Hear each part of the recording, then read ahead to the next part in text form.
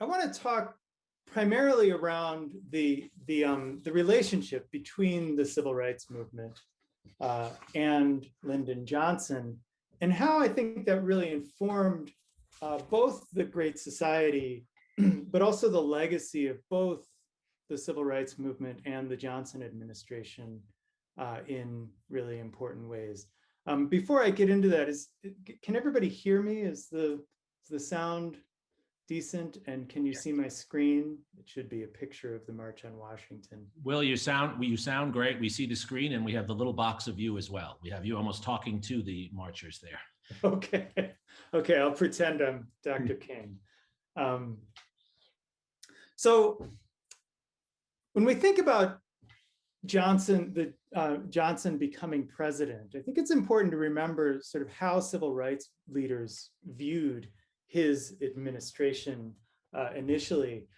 Martin Luther King actually said later that he recalled that he was literally sickened by news of President Kennedy's assassination, and in part, by the idea that losing Kennedy, but also he recalled it was from the knowledge that Kennedy would be replaced by Lyndon Johnson. Recall that Johnson, as a Southerner, had been chosen to placate Southern Democrats in the Democratic Party, segregationists in the Democratic Party.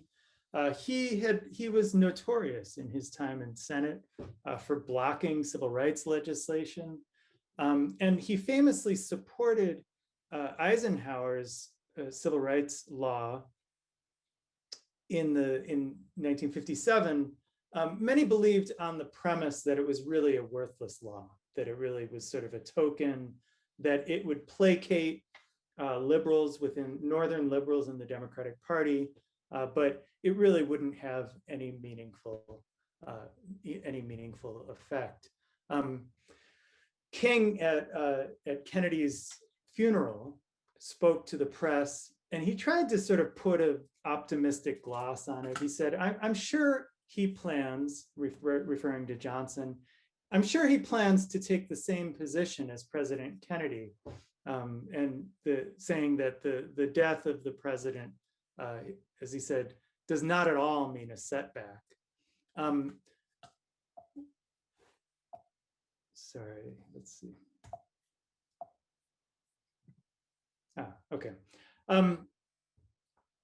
NAACP leader Roy Wilkins was more direct, as he said, and can you see, let me see, can you see the whole slide? Yep, it looks perfect, Will. Okay. We can see it and read it. Good. As he said in November, just a few days after the assassination, he said, everything's in a state of suspension for the moment. The bullet that killed Kennedy paralyzed the civil rights drive. Now, I think if we sort of think about this in hindsight, and certainly think about the legacy of Lyndon Johnson, what the outcome from the point of view of people in November of 1963 was tremendously surprising and unexpected.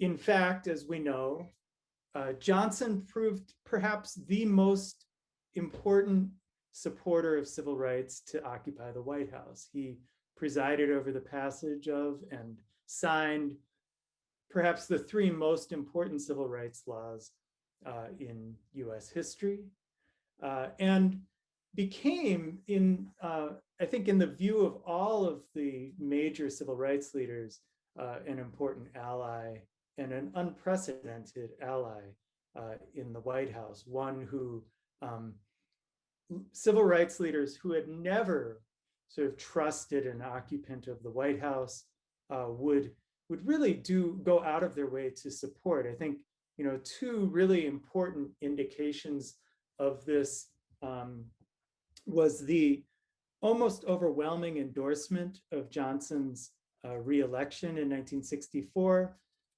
by people who, it's important to remember, most civil rights leaders had never actually officially endorsed a president. At the center of this image here with Kennedy is A. Philip Randolph, the socialist leader and trade unionist, who led the March in Washington in 1963. Randolph had never endorsed a Democrat for the White House. He had always supported the Socialist Party candidate. They went so far as to cancel protest marches in the lead up to the election. And I think equally important, all of the major civil rights leaders, although they had great reservations about the war in Vietnam, muted their criticism until Martin Luther King, very late in 1967, came out and spoke forcefully against the war in Vietnam. Much of that, again, was in deference to Johnson, feeling that they needed to support him in exchange for the tremendous support that he had given to the civil rights movement. So I want to talk a little bit about how this happened. How do we understand this, in some ways, very surprising development? And how was it that the major leaders of the civil rights movement formed into this alliance with Johnson that would have such a tremendous impact on the political direction of the country in the years after Kennedy's assassination? And I think an important part of understanding this is understanding Johnson's own views of the relationship between race and class, of the relationship between economic justice and racial equality, that in many respects, I think in important respects, actually resonated with the views of most of the civil rights, the leadership of the civil rights movement. Understanding this, I think, requires us to look back at Johnson's own biography. I think many of you are probably familiar with his experience as a school teacher in South Texas.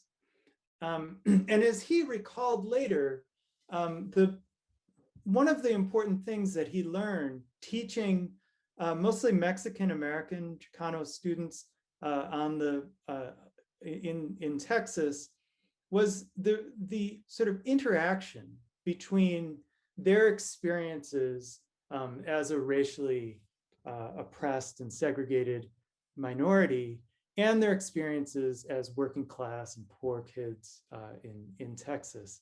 The way in which he saw the experiences of class reinforcing the limitations and the experiences of racial oppression and racial inequality. As he said, recalling back, and this he said in 1965, recalling his experience teaching in Cotulla, Texas in the 1930s, he said, "I had my first lessons in the high price we pay for poverty and prejudice right here." And I would just point to the way in which he connected prejudice and poverty. He connected those two, the sort of race and class, in his analysis of what he learned from teaching in Texas. That view, I think importantly, really resonated with a central message that leaders of the civil rights movement had been trying to emphasize throughout the 1940s, 50s, and 1960s, and was really central to the organization of the March on Washington in 1963. The march in 1963 was actually the continuation of, and in some ways the restaging of a protest that was first initiated in 1941, so during the Second World War. And that march was initiated primarily around the demand for jobs. On the left-hand side of the screen is the program for the 1941 March on Washington, a call to Negro America, Negro March on Washington for jobs in national defense. And the context for this was that the United States had not actually yet joined the Second World War. It was not long officially fighting in the Second World War. But President Franklin D. Roosevelt had called on the United States to become what he called the arsenal of democracy. The idea being that the United States was not going to directly enter the war, but it was going to ramp up its production of weapons and equipment, of vehicles, airplanes and ships, in order to support the democratic allies in Europe and in Asia. The effect of this mobilization was effectively to end the Great Depression for most white workers in the United States. This created a huge demand for workers in these defense industries. Unions were in a very strong position to mobilize and to demand higher wages. And this created an unprecedented moment of very low unemployment, high wages, and empowerment for white workers. The problem for Black workers was that when the federal government gave these contracts to private companies, they said nothing about employment practices. And these contracts, or the companies, furthered what had been largely their employment practices before the war, which was to exclude Black workers from almost all of the jobs, except for a few mostly cleaning jobs and very heavy labor jobs in these defense plants. And so what it meant was that effectively, while white workers were leaving the Great Depression behind, Black workers in the winter and summer of 1941 remained mired in the Great Depression. And out of this came the demand for a mass march on Washington. By the summer of 1941, it was estimated that 100,000 African Americans were prepared to march on the nation's capital. Again, remember, in the context of an impending war. This was seen as a major threat to the war effort and an embarrassment, again, for the country that was sort of holding itself up as an arsenal of democracy. President Roosevelt initially refused to meet with the leaders of the March on Washington, but at the last minute called them to the White House and asked them to cancel the march in exchange for a promise to issue an executive order that would ban racial discrimination in employment by any company that had a defense contract. And this convinced the leaders of the March on Washington, the most important of which was A. Philip Randolph, the Black trade union leader, to call off this march. And when he did that, he said that they could always redo the march, they could reinitiate the march, but that this was a major victory. It was a recognition from the president of the United States that racial inequality in employment was a major factor contributing to undermining the prospects of African Americans in the 1940s. There were a number of important limitations to this executive order. One was that it was issued as a wartime order and therefore would expire as soon as the war came to an end. And this, A. Philip Randolph said, meant that African Americans would have to continue to be vigilant and push for what he called a permanent Fair Employment Practices Commission, permanent law, federal law that would ban discrimination in employment. And this would remain one of the central planks, one of the central demands of the civil rights movement, starting again in the 1940s through the 1960s, what they called a permanent FEPC, a permanent federal agency that would ban employment discrimination. And the March on Washington in 1941 was, in many respects, the first major sort of mass mobilization of what we would come to know as the civil rights movement.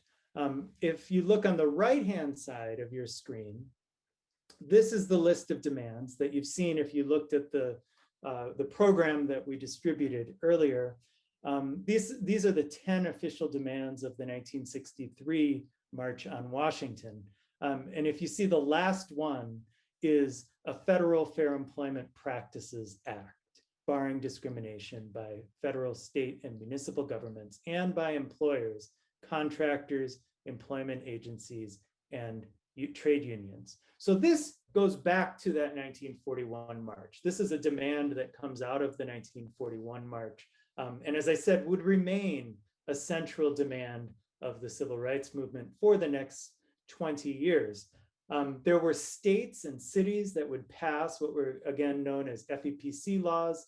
But by this point, in 1963, they had not yet been able to pass a federal law. And it was this connection between the demand for jobs and the demand for economic justice and the demand for racial equality that really, I think, facilitated this relationship between the civil rights movement that had been making this connection since the 1940s, and Lyndon Johnson, who had really, in many respects, recognized this connection since his experience teaching in Texas in the 1930s. In many respects, the 1963 march was a continuation of what had occurred in 1941, but a realization that this would actually occur, that this march would be carried out. The 1963 march, in fact, was initially described as a march for jobs, and the primary objective of the 1963 march, as you can see from this list of demands, it's listed last, but that was actually the initial demand of the 1963 march. Civil rights leaders after A. Philip Randolph initiated this march, sort of recalled this march, said, well, there are lots of demands that we need to include in this program, in this list of demands that are not about jobs, that are not about specifically around economic justice. There are things like access to voting rights, access to public accommodations, to decent housing, integrated education. And the slogan of the 1963 march became a march for jobs and freedom. And this idea of sort of linking the demands for racial equality with the demands for economic justice were reflected in that slogan, right? A march for jobs and for freedom. So as I said, this really resonated, I think, with the approach that Lyndon Johnson brought to the civil rights movement. And very quickly, civil rights leaders noted that he was really insistent on connecting the demands of civil rights to a fight against poverty. As James Farmer, who was the leader of the Congress of Racial Equality, said, Johnson made it very clear that he feels the fight on poverty and illiteracy is a vital part of the fight on discrimination. And again, as I said, this really resonated with the views of the leaders of the March on Washington. When Johnson actually initiated the War on Poverty, this had been a program that had actually been initiated within the Kennedy administration, but on a very different terms. Kennedy actually saw the War on Poverty as a way of appealing to poor and working class white Americans who had, in his view, sort of might have felt left out by his support for the civil rights movement. So he sort of saw the two in two separate camps and appealing to two separate groups of people. Whereas Johnson, from the very beginning, as he sort of embraced this idea of a war on poverty, always promoted it as integral to civil rights policy. So he saw the two as working hand in hand, and in many respects addressing the same populations, the same groups of people. And I think this connection, again, between economic justice and racial equality, between poverty and between race and class was one that you could see throughout the policies of the Johnson administration. The first really clear sign of this connection, I think, was seen in the way in which Johnson embraced what would become the Civil Rights Act of 1964.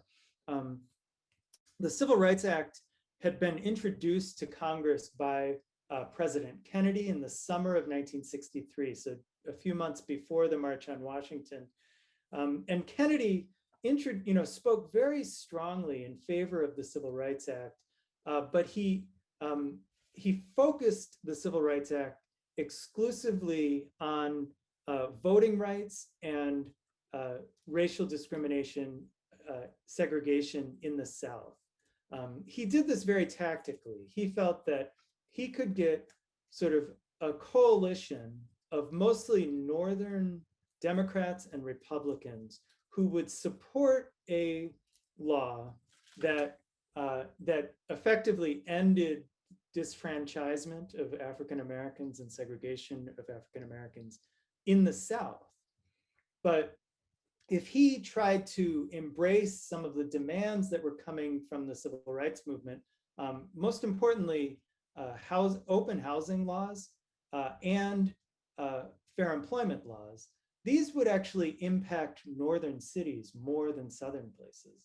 And he felt that this would actually peel off his coalition. It would make it impossible for him to put together a coalition. So when leaders of the civil rights movement said, we really appreciate your Civil Rights Act, but we really need to do something about addressing poverty, and we need to do something about addressing fair employment and housing discrimination.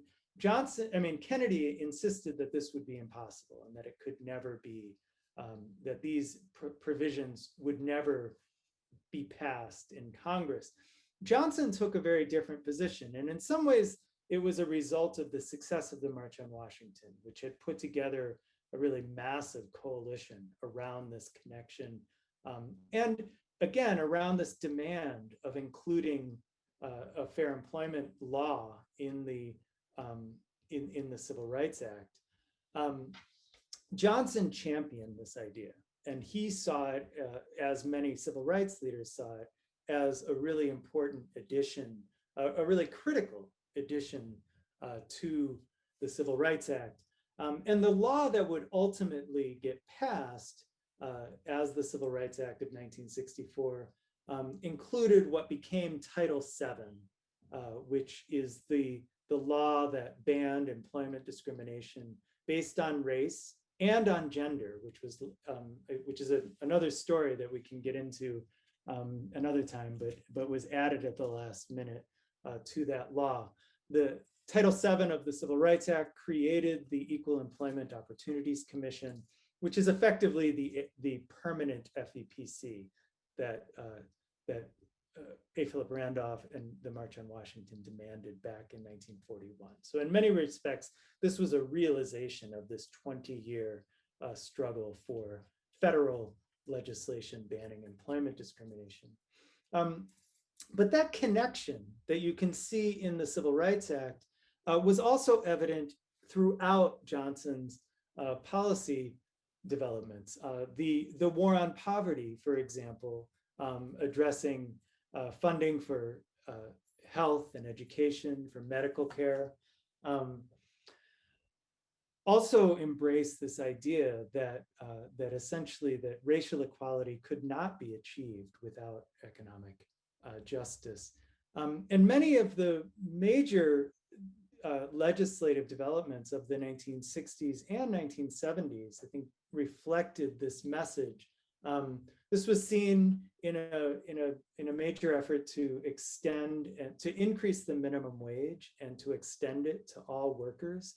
The original minimum wage legislation, the Fair Labor Standards Act, did not include the majority of African American workers in agriculture and in domestic service, and also important sectors in public employment were not covered by this. And so there were efforts in the 1960s and 70s, not just to raise the minimum wage, but to extend it to all workers. And that, again, also was one of those 10 demands of the March on Washington.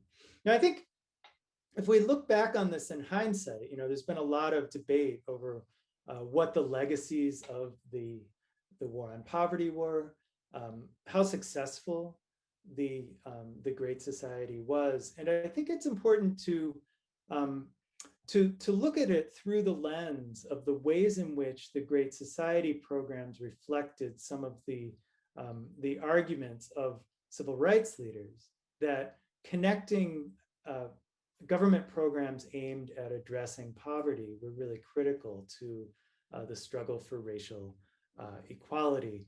I think the argument about the war on poverty is very much caught up in sort of a political battle that we've been fighting since then over not just how we remember the war on poverty, but how much we support the sort of continuation and extension of war on poverty type programs. As President Ronald Reagan famously said in 1988, the federal government declared a war on poverty and poverty won. And this is still a very widely held position, that the war on poverty was actually a failure. It didn't really actually, obviously we still have poor people. And so the war on poverty must not have been effective. This is often coupled to arguments that the war on poverty actually undermined the ability of, it made poor people dependent upon the government. It undermined their ability to work their ways out of poverty. I think more recently, we've seen really clear evidence that just in sort of simple terms of decreasing poverty in the United States, the war on poverty, in fact, had a tremendous impact. And if you look on the screen, the left-hand chart on the ways in which the anti-poverty programs of the Great Society, their effect on reducing the poverty rate was really dramatic between the 1960s and today. So this adjusted poverty rate accounts for the effects of Great Society programs and other federal programs. If we look at the effects of the war on poverty in terms of eliminating poverty, particularly for African Americans, in the central chart, you can see that the poverty rate for African Americans fell by about half in the 1960s and continued to decline in spite of the fact that many of these programs got narrowed and underfunded after the 1980s. They continued to have a really dramatic effect, particularly on African American poverty. I think, if we think about the effects of the broader effects of the Great Society, the effect is overwhelmingly the most dramatic effect is actually on elderly people. So if you look at the poverty rates, this is that green line on the right-hand side. People ages 65 and older were the vast majority of the poor in the late 1960s, and their poverty rates have really plummeted since then. And that's, I think, largely as a result of the Medicare and Medicaid programs that have allowed people to have access to medical care, to health insurance after they're no longer employed. So in many respects, I think the view of the effects, the sort of simple effects of the war on poverty, sort of in general, have shifted. This is just a quote from the Council of Economic Advisors. Based on historical standards of material well-being and the terms of engagement, our war on poverty is largely over and a success. Like this is part of a broader report and a study that recommends other ways of fighting poverty, but the goals that were set out by the Johnson administration of really dramatic reduction in poverty in some ways has been realized. But I guess I want to end by pointing to, I think, what are really important sort of very contemporary legacies of the message that sort of resonated between the Johnson administration and the leaders of the civil rights movement about the ways in which policies aimed at furthering economic justice in connection with anti-discrimination policies can have a dramatic impact on the lives of African Americans and other people of color. And one, I think, sort of recent example of this is a recent study of the relationship between minimum wage policies and racial equality in the 1960s, and pointing to the 1967 extension of the minimum wage. So this is expanding the minimum wage to cover mostly non-white workers in excluded groups, arguing that finding that it can explain more than 20% of the reduction in the racial earnings and income gap during the civil rights era. And this, I think, is, this is a direct extension of the civil rights movement, right? The demand in the March on Washington to raise the minimum wage and extend it to all workers had a really dramatic impact in the late 1960s and 1970s on the economic disparities that follow racial lines. And I want to end there.